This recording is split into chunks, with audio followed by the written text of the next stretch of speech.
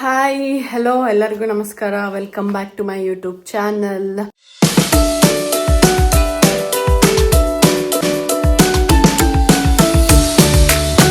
ಇವತ್ತಿನ vlog day 4 of our trip. So ಇವತ್ತು ನಾವು ಹೋಗ್ತಾ ಇರೋದು ಲೇಕ್ ಡಿಸ್ಟಿಕ್ ಅಂತ. ಇದು ಇಲ್ಲೇ ವಿತ್ ಇನ್ ಯುಕೆನೇ ಇರೋದು. 7 o'clockಗೆ ಪಿಕಪ್ ಇದೆ. ಇವಾಗ ಆಲ್ರೆಡಿ 6:05 ಆಯಿತು. I am full ready. ಇನ್ನು ಬ್ರೇಕ್ಫಾಸ್ಟ್ ಮಾಡಬೇಕಷ್ಟೇ. ಬ್ರೇಕ್ಫಾಸ್ಟ್ ಲೈಟಾಗಿ ಏನಾದರೂ ಮಾಡೋಣ ಅಂತ, ಬಿಕಾಸ್ ಮಧ್ಯಾಹ್ನ ಊಟ ಫುಲ್ ಜೋರಾಗಿ ಮಾಡೋಣ ಅಂತ ಪ್ಲಾನ್ ಮಾಡಿದ್ವಿ, ಬಿಕಾಸ್ ಲಾಸ್ಟ್ ಡೇ ಟ್ರಿಪ್ ಅಲ್ವಾ. ಆ್ಯಂಡ್ ಇವ್ರ ಕೊಲೀಗ್ಸ್ ಎಲ್ಲ ವಾಪಸ್ ಇಂಡಿಯಾಗೆ ಹೋಗ್ತಾ ಇದ್ದಾರೆ. ಮೇ ಬಿ ಮತ್ತೆ ವಾಪಸ್ ಅವ್ರಿಗೆ ಸಿಗ್ತೀವೋ ಇಲ್ವೋ ಗೊತ್ತಿಲ್ಲ. ಅದಕ್ಕೆ ಇವತ್ತು ಫುಲ್ ಎಂಜಾಯ್ ಮಾಡ್ತೀವಿ ಟ್ರಿಪ್ಪಲ್ಲಿ. ದಿನ ವ್ಲಾಗ್ಸ್ ಎಲ್ಲ ನಿಮ್ಗೆ ಇಷ್ಟ ಆಗಿದೆ ಅಂತ ಭಾವಿಸ್ತೀನಿ. ಏನಾದರೂ ಪ್ರಾಬ್ಲಮ್ಸ್ ಇದ್ದರೆ ಪ್ಲೀಸ್ ಅಡ್ಜಸ್ಟ್ ಮಾಡ್ಕೊಳ್ಳಿ. ಮೇಯ್ನಾಗಿ ಲೈಕ್ ಮಾಡಿ, ಶೇರ್ ಮಾಡಿ, ಪ್ಲೀಸ್ ಕಮೆಂಟ್ ಮಾಡಿ, ಆ್ಯಂಡ್ ಸಬ್ಸ್ಕ್ರೈಬ್ ಮಾಡ್ಕೊಂಡು ನೋಡಿ. It will give me motivation. ಓಕೆನಾ? ಕಾರಲ್ಲಿ ಸಿಗ್ತೀನಿ. Okay, stay tuned guys. Bye bye. So breakfast ಲೈಟಾಗಿ ಮಾಡಿದ್ವಿ. ನೈಟೇನೆ ಓಟ್ಸ್ನ ಸೋಕ್ ಮಾಡಿ ಇಟ್ಟಿದ್ದೆ ಫ್ರಿಡ್ಜಲ್ಲಿ. ಸೊ ಜಸ್ಟ್ ಅದನ್ನ ತಿಂದ್ಬಿಟ್ಟು ಹೊರಟ್ವಿ. This is my outfit. Mini police officer ತರ ಕಾಣಿಸ್ತಾ ಇದ್ದೀನಿ ಅಂತ ಅನ್ಸುತ್ತೆ. ಹಸ್ಬೆಂಡ್ ಅಂತೂ ಹಾಗೆ ಹೇಳ್ತಾ ಇದ್ರು, ಈಗ ಇನ್ವೆಸ್ಟಿಗೇಷನ್ಗೆ ಹೋಗ್ತಾ ಇದೆಯಾ ಅಲ್ಲ ಟ್ರಿಪ್ಗೆ ಹೋಗ್ತಾ ಇದೆಯಾ ಅಂತ ಕೇಳ್ತಾ ಇದ್ರು. ಮನೆಯಿಂದ ಹೊರಡೋಷ್ಟೊತ್ತಿಗೆ ಆಲ್ಮೋಸ್ಟ್ 7:30 ಹಂಗ್ ಆಗಿತ್ತು ಬೆಳಗ್ಗೆ. ಸಮ್ಮರ್ ಇರೋದ್ರಿಂದ ತುಂಬಾ ಬೇಗನೆ ಬೆಳಗ್ಗೆ ಆಗ್ಬಿಡುತ್ತೆ. Like around 4 o'clock AM, like 4 ಗಂಟೆ ಬೆಳಗಿನ ಜಾವ ಅಷ್ಟೊತ್ತಿಗೆನೆ ಬೆಳಕಾಗ್ಬಿಡುತ್ತೆ. 7:30 ಹಂಗ್ ಹೊರಟ್ವಿ. ರೋಡ್ ಅಂತೂ ಎಷ್ಟು ಚೆನ್ನಾಗಿತ್ತು ಅಂತಂದ್ರೆ, ಪ್ರತಿಯೊಂದು ರೋಡ್ ಕೂಡ ಸಿನಿಮ್ಯಾಟಿಕ್ ಆಗಿತ್ತು. ಪ್ರತಿಯೊಂದು ಕಾರ್ನರ್ ಕೂಡ ಅಷ್ಟು ಚೆನ್ನಾಗಿತ್ತು. ಐ ಫೆಲ್ಟ್ ಲೈಕ್ ಫೋನೇ ಇಟ್ಬಿಟ್ಟು ಇದನ್ನೇ ಒಂದ್ ದೊಡ್ಡ ವ್ಲಾಗ್ ಮಾಡ್ಬಿಡೋಣ ಅಂತ ಅನ್ಸ್ಬಿಡ್ತು. ಬಿಕಾಸ್ ಅಷ್ಟು ಚೆನ್ನಾಗಿತ್ತು ರೋಡ್ಸ್ ಎಲ್ಲ, ಅಷ್ಟು ಕ್ಲೀನ್ ಆಗಿ ಗ್ರೀನರಿ ಆಗಿತ್ತು.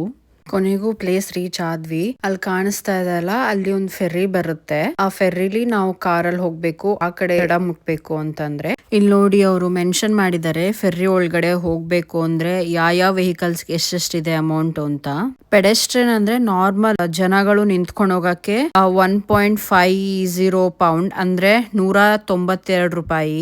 ಪೆಡಲ್ ಸೈಕಲ್ ಅಂದ್ರೆ ನಾರ್ಮಲ್ ಸೈಕಲ್ ಬರುತ್ತಲ್ಲ, ಆ ಒಂದು ಸೈಕಲ್ಗೆ 2.70 ಪೌಂಡ್ ಅಂದ್ರೆ 347 ರೂಪಾಯಿ ಆಗುತ್ತೆ. ಮೋಟಾರ್ ಸೈಕಲ್ ಅಂದ್ರೆ ಬೈಕ್ಗಳು ಅದಕ್ಕೆಲ್ಲ 3.50 ಪೌಂಡ್ ಅಂದ್ರೆ 450 ರೂಪಾಯಿ ಆಗುತ್ತೆ. ವೆಹಿಕಲ್ಸ್ 6 ಮೀಟರ್ ಲೆಂತ್ ಅಂದ್ರೆ 8 ಪೌಂಡ್ ಅಂದ್ರೆ 1000 ರೂಪಾಯಿ. 6 ಮೀಟರ್ ಗಿಂತ ಜಾಸ್ತಿ ಇತ್ತು ಅಂದ್ರೆ 14 ಪೌಂಡ್ ಅಂದ್ರೆ 1800 ರೂಪಾಯಿ ಆಗುತ್ತೆ. ಸೊ ಈ ತರ ಒಂದೊಂದು ವೆಹಿಕಲ್ಸ್ ಗೆ ಒಂದೊಂದು ಟೈಪ್ ಆಫ್ ಲೆಂತ್ ಗೆ ಅವರು ಇಷ್ಟಿಷ್ಟು ಅಮೌಂಟ್ ಅಂತ ಫಿಕ್ಸ್ ಮಾಡಿರ್ತಾರೆ. ಅಷ್ಟು ಅಮೌಂಟ್ ಪೇ ಮಾಡ್ಬಿಟ್ಟು ಹೋಗ್ಬೇಕು. ಓಡ್ಸೋದೇನಿರಲ್ಲ, ಸುಮ್ನೆ ಅಲ್ಲಿ ಹೋಗ್ಬಿಟ್ಟು ಅಲ್ಲಿ ಸ್ಟಾಪ್ ಮಾಡ್ಕೊಂಡ್ರೆ ಅಲ್ಲಿ ಸೇರೋರ್ಗು ನಾವ್ ಆರಾಮಾಗ ನಮ್ ವೆಹಿಕಲ್ ಅಲ್ಲಿ ಕೂತಿರೋದು. ತಡ ಬಂದ್ಮೇಲೆ ಅಲ್ಲಿಂದ ಇಳಿಸ್ಕೊಂಡ್ ಹೋಗೋದು. ನಾವೇ ಫಸ್ಟ್ ಆಕ್ಚುಲಿ ಫೆರಿ ಒಳಗಡೆ ಹೋಗಿದ್ದು.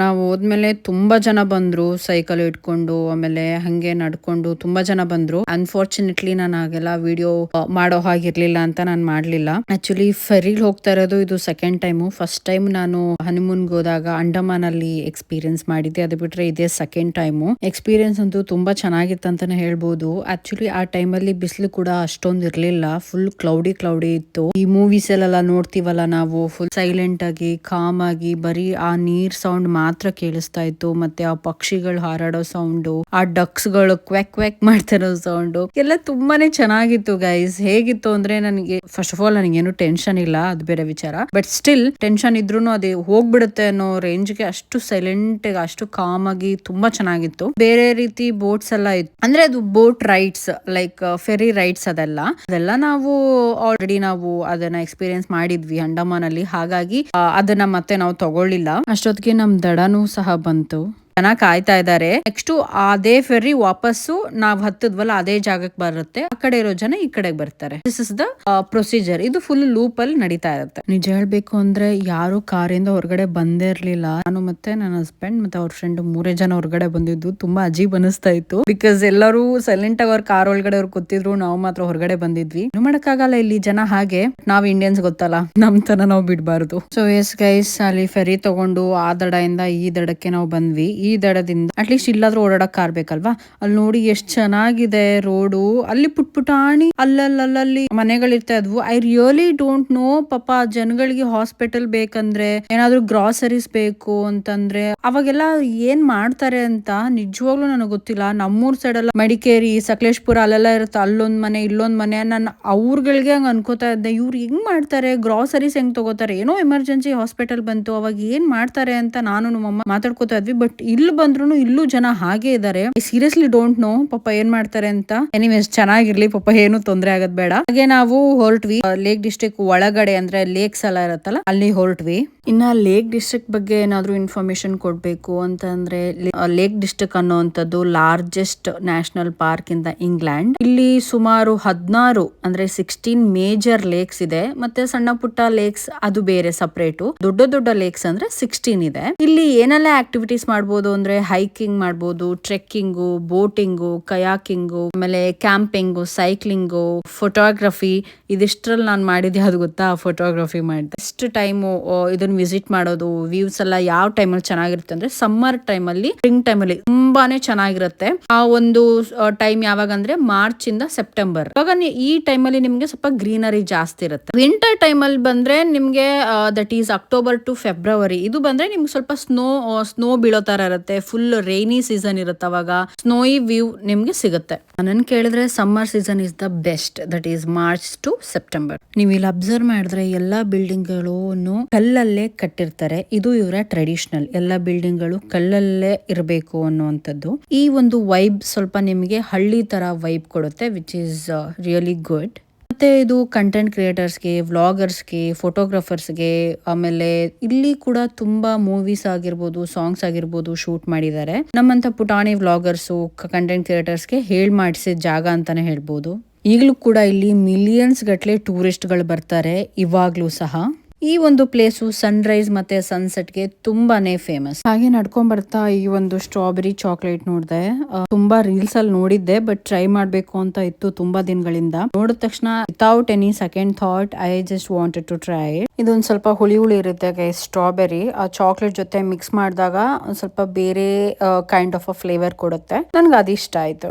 ನಿಮ್ಗೆ ಗೊತ್ತಲ್ಲ, ನಾ ಎಲ್ಲಾದ್ರೂ ಹೊರಗಡೆ ಹೋದ್ರೆ ಅದ್ರ ಫೇಮಸ್ ಫುಡ್ ಟ್ರೈ ಮಾಡ್ದೆ ಬಿಡಲ್ಲ ಅಂತ. ಇದು ಹಾಗೇನೆ ಟ್ರೈ ಮಾಡ್ದೆ, ಇಟ್ ವಾಸ್ ಗುಡ್. ಸೊ ಹಾಗೆ ಅದನ್ನೆಲ್ಲ ತಿನ್ಕೊಂಡು ಹೀಗೆ ನಡ್ಕೊಂಡ್ ಬಂದ್ವಿ ಎಕ್ಸ್ಪ್ಲೋರ್ ಮಾಡ್ತಾ. Then we found this Derwent water lake. ತುಂಬಾನೇ ಫೇಮಸ್ ಲೇಕ್ ಇದು ಲೇಕ್ ಡಿಸ್ಟ್ರಿಕ್ಟ್ ಅಲ್ಲಿ. ಈ ಲೇಕ್ ಅಲ್ಲೂ ಸಹ ವಿಡಿಯೋಸ್ ತಗೊಂಡು, ಫೋಟೋಸ್ ತಗೊಂಡು, ನಾವ್ ಅಲ್ಲಿಂದ ಅಲ್ಲೊಂದು ಪುಟಾಣಿ ಕೆಫೆ ಇತ್ತು, ಅಲ್ಲಿ ಹೋದ್ವಿ. ಅಲ್ಲೊಬ್ರು ಅಜ್ಜಿ ಇದ್ರು, ಪಾಪ ಸ್ಟಾಲ್ ಇಟ್ಕೊಂಡಿದ್ರು. ಅವ್ರು ಎಷ್ಟು ಸ್ವೀಟ್ ಅಂತ ಅಂದ್ರೆ ತುಂಬಾ ಚೆನ್ನಾಗಿ ಮಾತಾಡ್ಸಿದ್ರು, ತುಂಬಾ ಕೈಂಡ್ ಆಗಿ ನೋಡ್ಕೊಂಡ್ರು. Please visit this Lake District if ನಿಮ್ಗೆ ಏನಾದ್ರು ಮೈಂಡ್ ಫುಲ್ ಮೆಸ್ಅಪ್ ಆಗೋಗಿದೆ, living in UK, want to explore something more, you can reach to this point and ಸುಮ್ನೆ 1 ಗಂಟೆ ಗಟ್ಲೆ ಕುತ್ಕೋಬಹುದು ನೀವು. ನಿಮ್ನ ಯಾರು ಕೇಳೋರಿಲ್ಲ, ನಿಮ್ನ ಯಾರು ಮಾತಾಡ್ಸೋರಿಲ್ಲ. ನಿಮ್ ಮೈಂಡ್ ಅಲ್ಲಿ ಏನೇ ಕನ್ಫ್ಯೂಷನ್ಸ್, ಟೆನ್ಷನ್ ಇದ್ರು ಎಲ್ಲ ಟಕ್ ಅಂತ ಕ್ಲಿಯರ್ ಆಗ್ಬಿಡುತ್ತೆ. ಬಿಕಾಸ್ ಅಷ್ಟು ಚೆನ್ನಾಗಿದೆ ಈ ಪ್ಲೇಸು. ಇಲ್ಲೆಲ್ಲ ಎಕ್ಸ್ಪ್ಲೋರ್ ಮಾಡೋಷ್ಟರಲ್ಲಿ ಆಲ್ಮೋಸ್ಟ್ ಮಧ್ಯಾಹ್ನ ಆಗೋಗಿತ್ತು. ಅಲ್ಲಿ ಕಾಫಿ ಸ್ಟಾಲ್ ಅಲ್ಲಿ ನಾವು ಜಸ್ಟ್ ಕಾಫಿ ತಗೊಂಡ್ವಿ. ಸಿನ್ಸ್ ನಾನ್ ಕಾಫಿ ಕುಡಿದೇ ಇರೋದ್ರಿಂದ ನಾನು ಒಂದ್ ಜ್ಯೂಸ್ ತಗೊಂಡೆ, ಆರೆಂಜ್ ಜ್ಯೂಸು. ಅವರೆಲ್ಲ ಕಾಫಿ ತಗೊಂಡ್ರು. ಅದಾದ್ಮೇಲೆ ಅಷ್ಟೊತ್ತಿಗೆ ಫುಲ್ ಹಶ್ವಾಗ್ಬಿಟ್ಟಿತ್ತು. ಬಿಸಿಲು ಬೇರೆ ಪೀಕ್ ಲೆವೆಲ್ ಅಲ್ಲಿ ಇತ್ತು. ಅಲ್ಲೇ ಒಂದ್ ಹತ್ರದಲ್ಲಿ ಲೈಕ್ ರೆಸ್ಟೋರೆಂಟ್ ತರ ಸಿಕ್ತು, ಅಲ್ಲಿ ಹೊರಡ್ವಿ. ನಾವು ಅಲ್ಲಿ ವೆಜ್ ಪಿಜ್ಜಾ ಆರ್ಡರ್ ಮಾಡಿದ್ವಿ. ಗೈಸ್, ಇದು ಎಷ್ಟ್ ಜನಕ್ಕೆ ಗೊತ್ತಿದೆಯೋ ಗೊತ್ತಿಲ್ಲ, ನನಗ್ ಗೊತ್ತಿಲ್ಲ. ಈ ನನ್ ಕೈಲಿ ಇಟ್ಕೊಂಡಿದ್ದೀನಲ್ಲ ಈ ಅಲಾರಾಮು ಲೈಟ್ ಬ್ಲಿಂಕ್ ಆಗುತ್ತೆ, ವೈಬ್ರೇಟ್ ಆಗುತ್ತೆ. ಲೈಟ್ ಬ್ಲಿಂಕ್ ಆಗಿ ವೈಬ್ರೇಟ್ ಆದ್ರೆ ನಮ್ಮ ಒಂದು ಆರ್ಡರ್ ರೆಡಿ ಟು ಪಿಕ್ ಅಂತ, ಹೋಗಿ ನಮ್ಮ ಆರ್ಡರ್ ನ ಪಿಕ್ ಮಾಡ್ಕೋಬೇಕು ಅಂತ ಅರ್ಥ. ಅವ್ರು ಹೇಳ್ತಾ ಇದ್ರು ಸುಮಾರು ಕೆಫೆಸ್ ಅಲ್ಲೆಲ್ಲ ಇಂಡಿಯಾದಲ್ಲೂ ಇದೆ ಅಂತ, but I seriously didn't know about this. ಇದು ಹೊಸ ವಿಚಾರ, ನನಗೆ ಅವತ್ತು ಗೊತ್ತಾಗಿದ್ದು. ಎಷ್ಟ್ ಜನಕ್ಕೆ ಈ ವಿಚಾರ ಗೊತ್ತಿತ್ತು ಅಂತ ಕಮೆಂಟ್ ಮಾಡಿ ಹೇಳಿ. ನಾವು ಒಂದು ವೆಜ್ ಪಿಜ್ಜಾ ಆರ್ಡರ್ ಮಾಡಿದ್ವಿ, ಜೊತೆಗೆ ಒಂದ್ burger and french fries. Pizza was quite good, not so great. ಅಂದ್ರೆ ಇಲ್ಲಿ ಜನ ಖಾರನೇ ತಿನ್ನಲ್ಲ ಗುರು, ಬಟ್ ಸಪ್ಪೆನೇ ಇತ್ತು. ಬಟ್ ಓಕೆ, ಹಸುವಾಗಿದ್ರಿಂದ ಏನೋ ಒಂದ್ ಸಿಕ್ಕರೆ ಸಾಕು ಗುರು ಅನ್ನೋ ತರ ಇತ್ತು. It was okay good. ನಾನು ವಿಡಿಯೋ ಮಾಡೋವರೆಗೂ ಅಲ್ಲಿ ನೋಡಿ ನಮ್ಮವರು ಹೆಂಗ್ ಕಾಯ್ತಾ ಇದಾರೆ ನನಗೋಸ್ಕರ ಅಂತ. ಈಗ ನೋಡಿ ಸ್ಮೈಲ್ ಮಾಡ್ತಾರೆ ಅಷ್ಟೇ. ಏನ್ ಕೇಳಿದ್ರು ಸೂಪರು, ಗುಡ್, ಇಷ್ಟೇ ಹೇಳೋದವರು. ನೆಕ್ಸ್ಟ್ ನಾವು ಹೊರಟಿದ್ದೇನೆ ಅಲ್ಲಿನ ಸ್ಟ್ರೀಟ್ಸ್ ಎಲ್ಲ ಎಕ್ಸ್ಪ್ಲೋರ್ ಮಾಡೋಣ ಅಂತ. ಊಟ ಮಾಡ್ಕೊಂಡು ಹೊರಗಡೆ ಬರೋಷ್ಟೊತ್ತಿಗೆ ಬಿಸಿಲೆಲ್ಲ ಹೋಗ್ಬಿಡಿ ಫುಲ್ ಕ್ಲೌಡಿ ಆಗ್ಬಿಟ್ಟಿತ್ತು. ಚೆನ್ನಾಗಿತ್ತು ಕ್ಲೈಮೇಟು. ಹಂಗೆ ನಡ್ಕೊಂಡು ಸ್ಟ್ರೀಟ್ಸ್ ಎಲ್ಲ ಎಕ್ಸ್ಪ್ಲೋರ್ ಮಾಡ್ತಾ ಅಲ್ಲಲ್ಲಿ ಸಣ್ಣ ಪುಟ್ಟ ಲೇಕ್ಸ್ ಗಳು ಸಿಕ್ತು ನಮ್ಗೆ. ಪ್ಲೇಸ್ ನೋಡ್ಕೊಂಡು ಹಾಗೆ ಮಧ್ಯ ಅದು ಇದು ತಿಂದ್ವಿ, ಬಟ್ ಎಲ್ಲಾನು ಶೂಟ್ ಮಾಡಕ್ ಆಗ್ಲಿಲ್ಲ.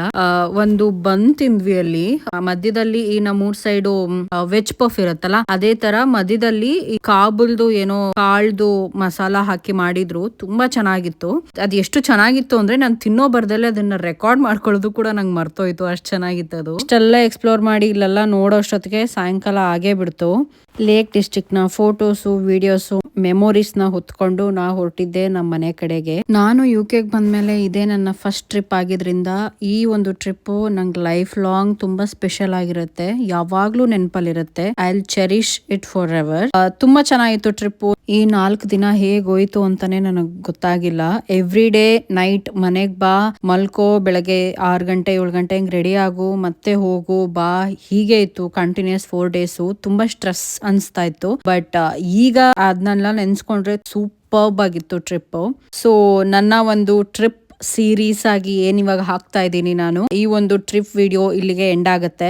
ಬಟ್ ಗೈಸ್, ನಿಮಗೆ ಎಂಟರ್ಟೈನ್ಮೆಂಟ್ ಕೊಡೋದು, ನಿಮ್ಗೆ ನ್ಯೂ ವ್ಲಾಗ್ಸ್ ಕೊಡೋದು ಮಾತ್ರ ನಾನು ಸ್ಟಾಪ್ ಮಾಡಲ್ಲ. Don't worry. ಇನ್ಮೇಲೆ ಹೊಸ ರೀತಿಯಾದ vlogs, fashion vlogs, skin care, hair care, ಅಥವಾ ನಾವ್ ಇನ್ನ ಮತ್ತೆ ಬೇರೆ ಹೊರಗಡೆ ಹೋಗ್ಬೋದು, travel vlogs, cooking vlogs, many more vlogs like this ಎಲ್ಲ ಕಂಟಿನ್ಯೂಸ್ ಆಗಿ ಬರ್ತಾ ಇರುತ್ತೆ. ಓನ್ಲಿ ಥಿಂಗ್ ಇಸ್ ನೀವು ಸಬ್ಸ್ಕ್ರೈಬ್ ಮಾಡ್ಕೋಬೇಕಷ್ಟೇ. ಓಕೆನಾ? ಸಬ್ಸ್ಕ್ರೈಬ್ ಮಾಡ್ಕೊಳ್ಳಿ, ಲೈಕ್ ಮಾಡಿ, ಶೇರ್ ಮಾಡಿ, ಕಮೆಂಟ್ ಮಾಡಿ. C you in next vlog. Bye bye.